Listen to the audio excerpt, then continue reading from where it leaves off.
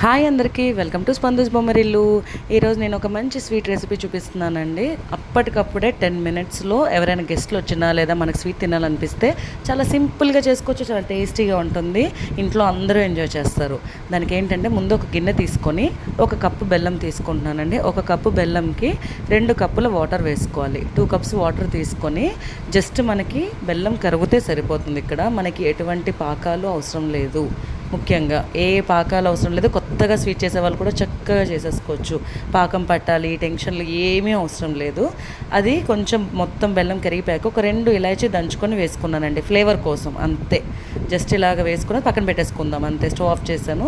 ఇప్పుడు ఒక కడాయి తీసుకొని 1/2 కప్పుడు నెయ్యి వేస్తున్నానండి. ఇది కొంచెం గట్టిగా ఉంది కాబట్టి అలా తెలియలేదు. 1/2 కప్పు వేసుకుని అది మెల్ట్ అయ్యాక 1 కప్పు గోధుమ పిండి తీసుకుంటున్నాను. 1 కప్పు గోధుమ పిండికి 1/2 కప్పు నెయ్యి పడుతుందండి.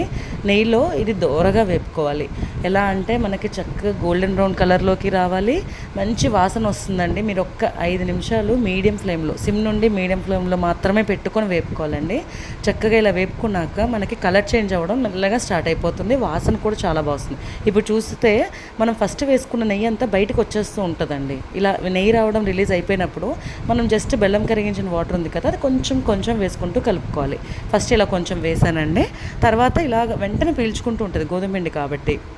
మళ్ళీ ఇంకాస్త ఉండలు కట్టకుండా ఒకేసారి పోయకుండా కొంచెం కొంచెం కొంచెం వేసుకుంటూ మెల్లగా మిక్స్ చేసేసుకోవాలండి. మిక్స్ చేసేసుకున్నాక 2 నిమిషాల్లోనే మనకి ఇలా అయిపోతుందండి హల్వా అనేది.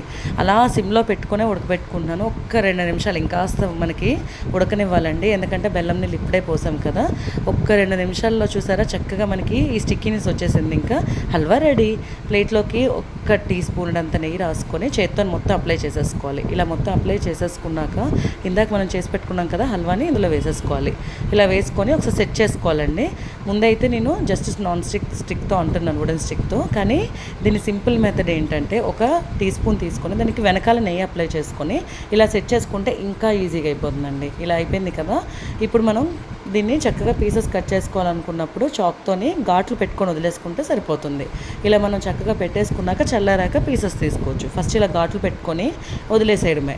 దీనికి ఒక పావు గంట 20 నిమిషాలు అయితే మనకు చల్లగా అయిపోతుందండి. చల్లగా అయిపోయాక పీసెస్ తీసుకొని చక్కగా సర్వ్ చేసేసుకోవడమే. ఇంట్లో అందరూ ఎంజాయ్ చేయొచ్చు. కరెక్ట్గా 10 నిమిషాల్లో రెడీ అయిపోతుందండి హల్వా అనేది మనకి. చూసారా చల్లగా అయిపోయాక ఒక పీస్ తీసి చూపిస్తున్నాను.